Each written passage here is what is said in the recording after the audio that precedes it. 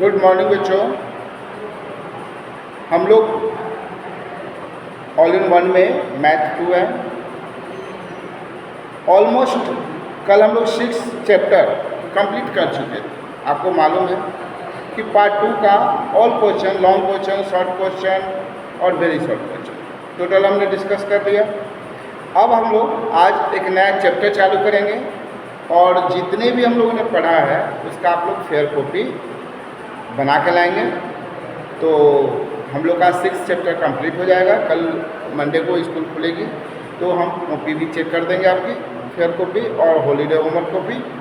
और उससे भी ज़्यादा इम्पोर्टेंट कि हम लोग एक नए चैप्टर से शुरुआत करेंगे और वो चैप्टर का इंट्रोडक्शन हम इसलिए बता दें कि कल संडे है, आप लोग कुछ पढ़ोगे।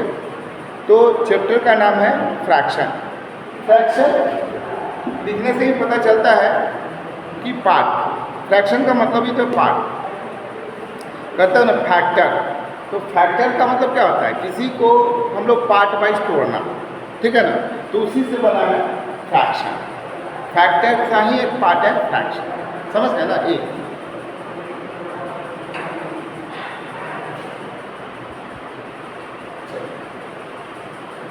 तो फैक्टर का ही एक पार्ट है फ्रैक्शन। तो फैक्टर जो हम लोग लिखते हैं तो उसमें किसी नंबर को क्या करते हैं, फैक्टराइज करते हैं। तो जैसे सपोज कर लो कि हमें लिखना है 12, तो इसका क्या होना चाहिए, 1 भी डिवाइड होता है, 3 से भी, 2 से भी, 4 से भी, आप इसको 6 से भी डिवाइड कर दोगे और 12 से। तो ये सारे क्या है, इसी का ना पार्ट है, इसको हम लोग डिवाइड करते हैं। तो इसी चीज़ को हम लोग थोड़ा सा अलग करते हैं। यानी कि कभी हम लोग बोलते हैं कि फ्रैक्शन क्या है, तो बोलते हैं part of whole. Part of whole, किसी भी नंबर का अगर कोई पार्ट हम लेते हैं पूरे का तो बोलते हैं part of whole.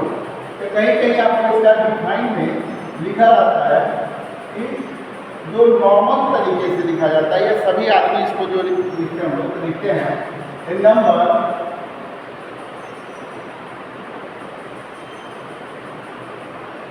Number in the form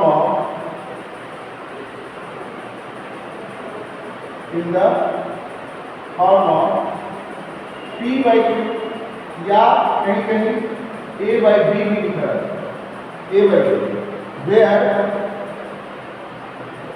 a, p and q are any whole number.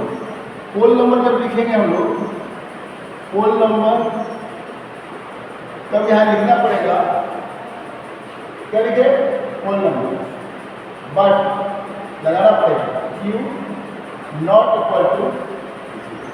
अगर होल नंबर लिखते हैं तो ये कंडीशन देना पड़ेगा कि q नॉट इक्वल टू, तो यहाँ लिख देते हैं होल नंबर। सो यहाँ पे क्या होना चाहिए, but q not equal to 0।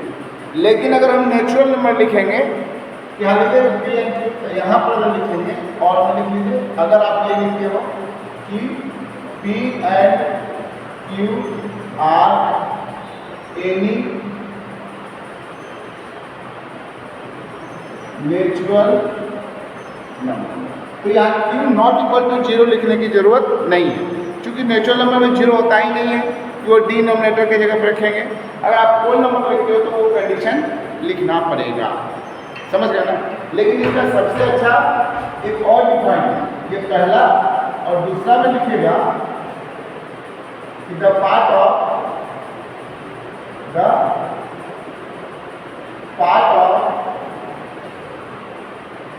Whole is written in fraction, is written in the form of fraction। Part of whole को हम लोग बोलते हैं फ्रैक्शन। क्या होता है, जैसे बोलोगे 2 आउट ऑफ 4 या 5, ऐसे बोलो ना, 2 आउट ऑफ 5। इसका मतलब क्या लिखते हैं कि 2 बाई, अगर आप लिखते हो 4 बाई 4 आउट ऑफ, यहाँ पर लिखो 4 आउट ऑफ 11। इसका ये मतलब हुआ कि कि 4/11 है ना, 4 पार्ट ले रहे हैं किसका, 11 में से हम लोग मात्र 4 पार्ट ही ले रहे हैं, तो इसको हम लोग कहते हैं फ्रैक्शन। अब ये जो फ्रैक्शन होता है वो रिटन फॉर्म में होता है, तो हम लोग जो लिखते हैं p/q, इस p को भी कुछ नाम देंगे q का, तो p को हम लोग बोलते हैं नंबर वेक्टर, क्या बोलते हैं इसको, नंबर, और इसको बोलते हैं डिनोमिनेटर। अब आता है नॉमिनेटर और डिनोमिनेटर। अच्छा, हिंदी में हम लोग फ्रैक्शन को क्या कहते हैं पता है, लिखा रहता है भिन्न,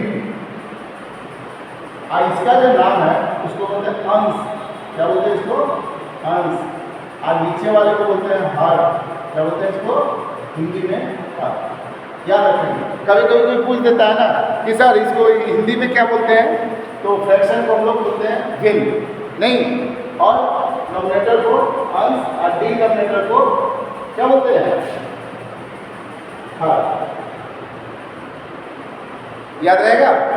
चलिए, सबसे पहले जो है हम लोग फ्रैक्शन के तो जानेंगे कि फ्रैक्शन को रिप्रेजेंट कैसे करते हैं, इसका नॉमिनेटर क्या होता है, डिनोमिनेटर क्या होता है। तो सबसे फर्स्ट ऑफ ऑल आता है कि सिंपलेस्ट फॉर्म ऑफ फ्रैक्शन। ये तो हो गया पार्ट। अगर मान लीजिए हमने लिखा यहाँ पे कि अगर मैं एक ट्रायंगल बनाता हूँ और इसमें एक ऐसे बना,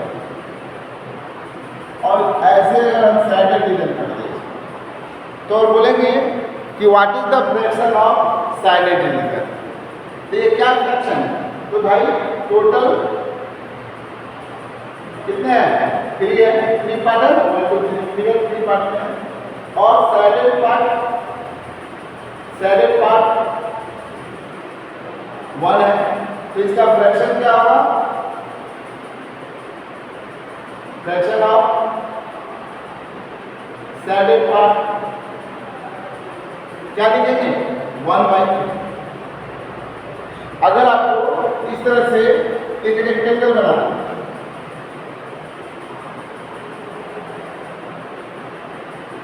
और इसको क्या करें, 5 पार्ट में करें, 6 7 हो गया, तो 1 2 3 4 5 6 7।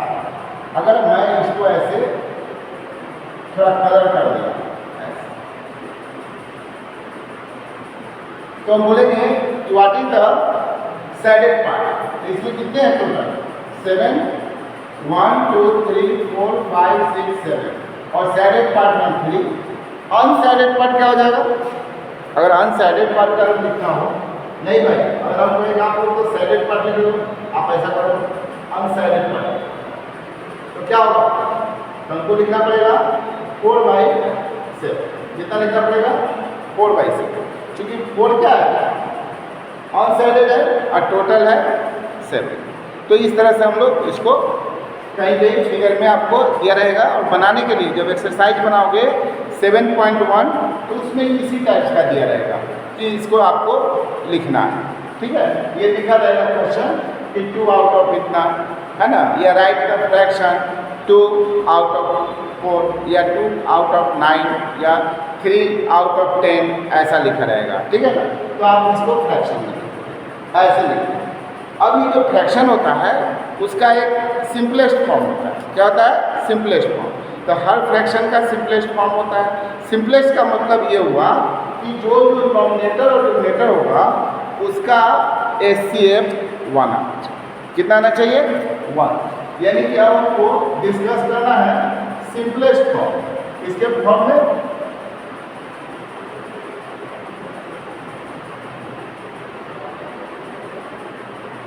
इसी को कहीं कहीं स्टैंडर्ड फॉर्म में लिखा था, सिंपलेस्ट फॉर्म। तो यहाँ पे अगर आप लिखते हो P/Q, तो यहाँ लिखना पड़ेगा कि P and Q are co-prime। Co-prime का मतलब होता है कि HCF of P and Q is 1।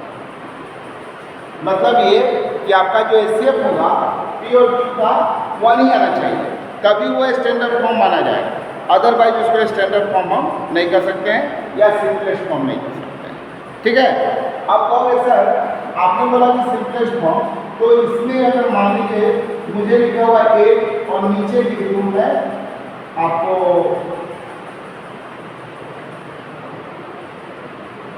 18, चलिए तो अगर 18 लिख दिए तो ये दोनों तो फ्रैक्शन है, फ्रैक्शन फॉर्म में है ना, 8/18 सही है, 8 आउट ऑफ 18 ये भी सही है।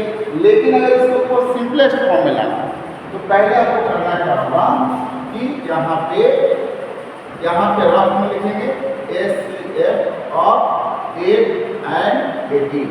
आपको SCF तो निकालने आता ही है, आप करोगे क्या, इस तरह से करो, 2 टाइम जाएगा 16 2, फिर ये जहाँ आ जाता है 4 टाइम जाएगा कितना आएगा, तो लास्ट डिवाइजर को हम लोग कहते हैं SCF, तो इसका SCF कितना हो गया 2 हो गया। तो आप क्या करोगे कि 8/18 को नॉमिनेटर डिनोमिनेटर को दोनों को 2 से डिवाइड करेंगे 4/9, तो 4/9 क्या हुआ, दैट इज द सिंपलेस्ट या स्टैंडर्ड फॉर्म ऑफ फ्रैक्शन। क्या हो गया, सिंपलेस्ट या स्टैंडर्ड फॉर्म ऑफ फ्रैक्शन, ये हो गया सिंपलेस्ट। अब आता है क्या, इसी में कभी कभी आपको देगा कि इसका मल्टीपल लिखेंगे, इक्विवेलेंट, क्या लिखना पड़ेगा, equivalent of a rational number, ऐसी फ्रैक्शन, क्या लिखना है, इक्विवेलेंट ऑफ ए फ्रैक्शन, यहाँ लिखिए इक्विवेलेंट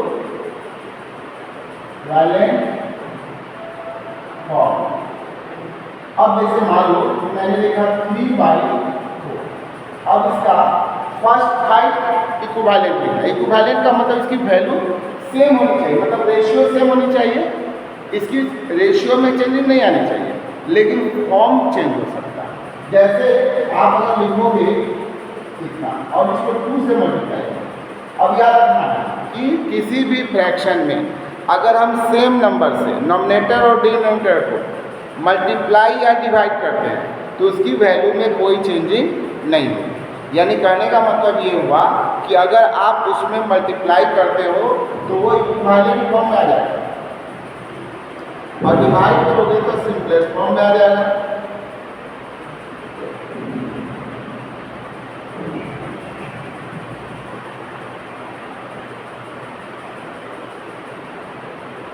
अब ये लिखते चले जाएंगे, मतलब मैंने क्या किया पहले 2 से मल्टीप्लाई किया नॉमिनेटर डिनोमिनेटर में, फिर 3 से, फिर 4 से, फिर 5 से, ये सारे के सारे क्या होंगे, इक्विवेलेंट होंगे। क्या होंगे, इक्विवेलेंट फॉर्म ऑफ 3/2, तो ये सब इक्विवेलेंट फॉर्म और ऊपर सिंपलेस्ट फॉर्म हो।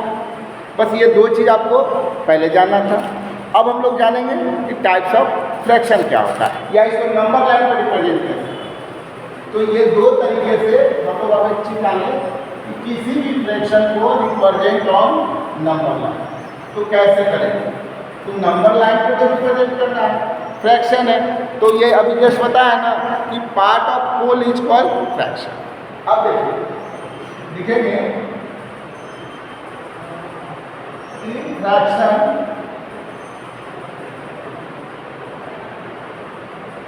represent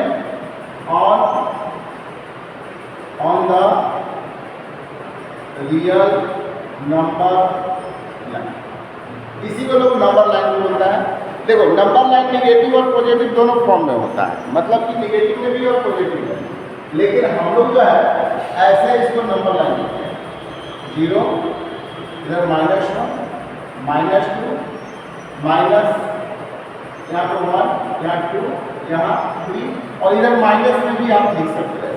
तो ये अंत नहीं है, ये कहीं भी जा सकता है, लेफ्ट में भी और राइट में ऐसे। तो ये इसको बोलते हैं रियल नंबर लाइन। क्या बोलते हैं इसको, रियल नंबर लाइन। लेकिन हम लोग जो फ्रैक्शन पढ़ते हैं वो पॉजिटिव होता है, तो पॉजिटिव में क्या है कि इस टर्म पे इधर का हमको यूज नहीं करना, इधर यूज करना, यही हम यूज करना। क्यों, चूँकि फ्रैक्शन ऑलवेज पॉजिटिव। ठीक है, तो अगर मान लो कि आपको लिखना है 4/7, तो 4/7 है, यानी कि 4 आउट ऑफ 7। अगर आप लाइन खींच दो यहाँ से ऐसे और यहाँ 0 मान लो, यहाँ 1 मान लो और इसको 2 मान लो, तो इसके बीच में कितने पार्ट होने चाहिए? ये तो छोटा है 1 से, क्योंकि जो भी फ्रैक्शन होता है, जो पार्ट हम बोलेंगे तो वो प्रॉपर फ्रैक्शन होता है, यानी नॉमिनेटर जो है उसका छोटा और डिनोमिनेटर उससे बड़ा होना चाहिए, तो इसको बोलते हैं प्रॉपर। ठीक है, और प्रॉपर फ्रैक्शन ऑलवेज 0 और 1 के बीच में ही लाइज करता है। All the proper fraction lies between the 0 and 1। ये तो हम लोग बाद में डिस्कस कर लेंगे। तो पहले हम लोग को लिखना है, तो इसमें 6 पार्ट करेंगे, 6 लाइन खींचेंगे। कितने लाइन खींचेंगे इसमें? 6। देखिए 7 पार्ट करना है, मतलब 1 2 3 4 5 6, तो 7 हो गए। हम कर लो 1 2 3 4 5 6 7, 7 पार्ट होगा ना। तो याद रखना है 6 लाइन, जैसे अगर 2 पार्ट में करना है तो 1 लाइन करते हैं, जैसे मान लो ये लाइन है और उसको 2 पार्ट में करना है, 1 लाइन खींच देंगे, 2 पार्ट हो गया। अगर 3 पार्ट में करना है तो 2 लाइन, 1 2 3 4 पार्ट में करना है 3 लाइन। तो हमेशा पार्ट जितना करना है ना, उससे एक कम लाइन खींचना है। क्या करना है? यहाँ 7 था, हमने क्या किया? 16 लाइन खींचा। अब यहाँ से काउंटिंग चालू, 1 2 3 4, यहाँ पे क्या हुआ? 4/7, राइट। अगर मुझे यहाँ लिखना हो ये 11/7, अब तुमको सर यहाँ तक 4/7 लिखे, फिर 11/7, तो 11 कहाँ तक जाएगा? तो पापा यहाँ 6 7 8 9 10 11 12 13, आगे फिर से 14 हो गया। चलिए इसके आगे भी आप ले जाके खींच सकते हैं, क्योंकि हमको सब में 6 लाइन खींचना है। अब 11 है, यहाँ से काउंट करो, 1 2 3 4 5 6 7 8 9 10 11 आ रहा, यहाँ लिखेंगे 11/7। यही आपका 11/7 ऐसे रिप्रेजेंट करते हैं नंबर लाइन। अब कोई कहेगा कि सर आप बताओ यहाँ 17 अगर यहाँ पे हम 10, क्या ये रिप्रेजेंट होगा? एकदम होगा, क्यों नहीं होगा? तो आपको जो करना पड़ेगा, पहले एक लाइन होगा, ठीक है। लाइन हमने ड्रॉ कर लिया। लाइन ड्रॉ करने के बाद हम देखेंगे 0 यहाँ लिखेंगे, यहाँ 1 लिख रहे हैं, यहाँ 2, यहाँ 3। अब इससे इसको डिवाइड करेंगे तो आंसर क्या आएगा? 1.7, यानी कि 1 और 2 के बीच में ये नंबर लाइज करेगा। कहाँ लाइज करेगा? 1 और 2 के। तो इसको लिखने का तरीका क्या है? सब में 9 लाइन खींचेंगे, 1 2 3 4 5 6 7 8 9 हो गया। चलिए इसमें क्या रहेगा? 1 2 3 4 5 6 7 8 9, राइट। 1 2 3 4 5 6 7 8 9 हो गया। लाइन तो खींचा गया। अब बताइए अब कितना पहले लेना है? 17। यहाँ से काउंट करो, 1 2 3 4 5 6 7 8 9 10 11 12 13 14 15 16 17, ये आ गया। ये हो गया आपका 17/10, और ये एक लाइन ऐसे यहाँ खींच दीजिएगा, ये पता चल जाए कि आपने 17/10 यहाँ रिप्रेजेंट किया। समझ में आ गया सबको? तो ये पहला है नंबर लाइन पर रिप्रेजेंट करना, स्टैंडर्ड फॉर्म, इक्विवेलेंट फॉर्म, ये 3 चीज़। और फ्रैक्शन को कैसे लिखा जाता है, तो 4 चीज़ है, और आपका 2 एक्सरसाइज है उसमें, ठीक है ना। तो आप इसको चाहो तो इजीली कर सकते हो। अब करना क्या है कि हमें तो इतना जान गए, लिखना भी जान गए, तो थोड़ा सा इसका काइंड्स भी जान लेते हैं। चलिए इसको इरेज करें।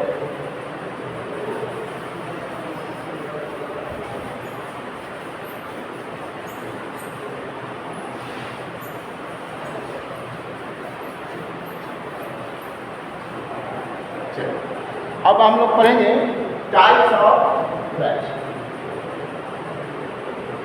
टाइप्स ऑफ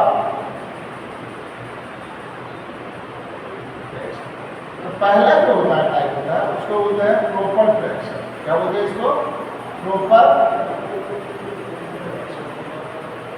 देखिए प्रॉपर फ्रैक्शन का मतलब हो गया ऐसा फ्रैक्शन जिसका नॉमिनेटर जो है नीचे वाले यानी कि डिनोमिनेटर वाले से छोटा होना चाहिए। यानी कि लिखिएगा ए फ्रैक्शन for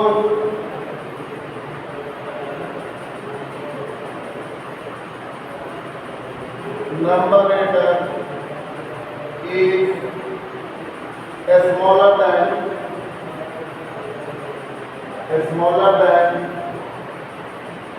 कहीं कहीं लेस देन लिखते हैं लोग, है ना, स्मॉलर देन डिनोमिनेटर, ठीक है ना। तो ये आपका it is called proper fraction. ध्यान लिख दीजिए, इट इज कॉल्ड प्रॉपर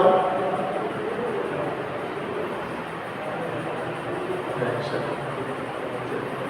अब एग्जाम्पल में अगर हम लिखेंगे क्या लिखेंगे, 1/2, 3/4, 3/9 या कुछ भी लिख दो, 3/7, लेकिन ऊपर वाला छोटा यानी कि नॉमिनेटर छोटा है, डिनोमिनेटर बड़ा होना चाहिए। बस यही चीज़ हमको बताना है। यहाँ पे याद रखना है हमेशा कि नॉमिनेटर इज स्मॉलर देन, बस ये चीज़ जानना है कि नॉमिनेटर छोटा है, डिनोमिनेटर बड़ा होना चाहिए। तो यहाँ जब भी आप लिखोगे तो जैसे मान लो लिखते हैं 101, यहाँ लिख दीजिए 150, इससे ये बड़ा है।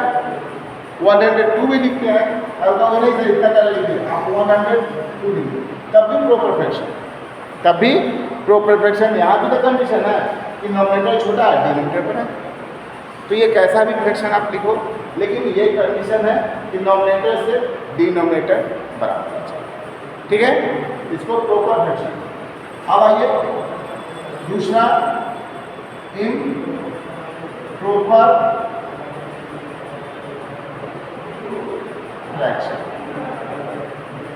अब क्या लिखेंगे, a fraction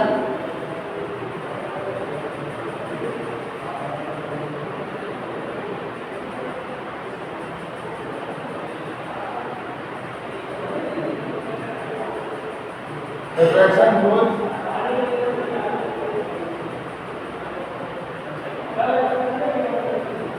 nominator is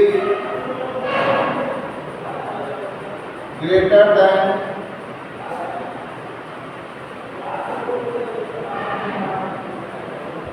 denominator.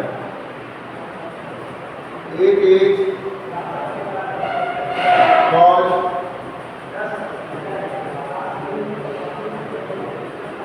improper fraction. It is called improper। यहाँ जो हम लिखेंगे कि नॉमिनेटर जो है क्या होगा, डिनोमिनेटर से बड़ा। यानी कि अगर मुझे एग्जाम्पल लिखना है तो लिखेंगे 4/3, 2/1, ऐसे लिखेंगे, लिख सकते हैं। लेकिन ऐसा आप लिखोगे तो थोड़ा कंफ्यूजन रहेगा कि आपने क्या लिख दिया, या कोई पूछ लिया तो कहोगे सर चलो ऐसे लिख सकते हो, तो ऊपर वाला बड़ा और नीचे वाला छोटा, तो ऐसे कोई भी लिख सकते हो। ये हमेशा जो है ना 1 से बड़ा और इन्फिनाइट से के बीच में होता है, मोर देन 1, यानी कि all the improper fraction is greater than 1 या इक्वल देन 1। अगर तुमको सर अगर मैं लिख दूँ 12/12 तो क्या ये इम्प्रॉपर फ्रैक्शन है? यस है, ये भी है। आप कोई नंबर डालो, ये इम्प्रॉपर फ्रैक्शन है, कैसे बाई 1 कर देंगे, छोटा हो जाएगा। तो ऑल नेचुरल नंबर या whole number is improper fraction, ठीक है। कैसे? तो ऐसे लिख सकते हैं आप। अगर 1 भी लिखेंगे तब भी 12/12 कटेगा, तो ये हो सकता है। तो यहाँ पे जो देता है ना ग्रेटर देन, इसलिए हम लोग बच्चों को ये नहीं बताते हैं, क्योंकि हायर क्लास में जब जाता है अपने आप सीख जाता है ना। जैसे आप करोगे तो समझ में आ जाएगा कि ऐसा सर ने क्यों नहीं। तो आप यहाँ पे लिख सकते हैं अभी, केवल याद करने के लिए, जानने के लिए, कि आगे चल के आपको कोई पूछे तो बेवकूफ़ ना बने। चलिए, तो यहाँ तक हम लोग, अब आप लोग को इतना ही नहीं, प्रॉपर, इम्प्रॉपर और एक है मिक्स फ्रैक्शन। तो मिक्स फ्रैक्शन जो है, जब हम लोग डिस्कस करेंगे मिक्स फ्रैक्शन का, तो उसमें क्या है, मिक्स, देखो नाम से ही क्लियर है, मिक्स मतलब कि मिला हुआ। तो इसमें क्या रखना है, the combination of natural number with proper fraction, with proper fraction, it is called mixed fraction. तो अब यहाँ पे एग्जाम्पल के तौर पर आप क्या लिखोगे, जैसे हम लिखें ऐसे 2 होल 1/3 या 5 होल 4/7, ये सब क्या है, इम्प्रॉपर फ्रैक्शन नहीं है, ये एक मिक्स फ्रैक्शन। तो आज हम इतना ही आप लोग को बता रहे हैं, इससे ज़्यादा बताने की ज़रूरत लग नहीं रही है। इससे 2 एक्सरसाइज आपका कंप्लीट हो जाएगा और आप अच्छे से एंजॉय कीजिए, लेकिन हाँ होमवर्क बना के लाइएगा, ठीक है। Okay, have a good day, bye.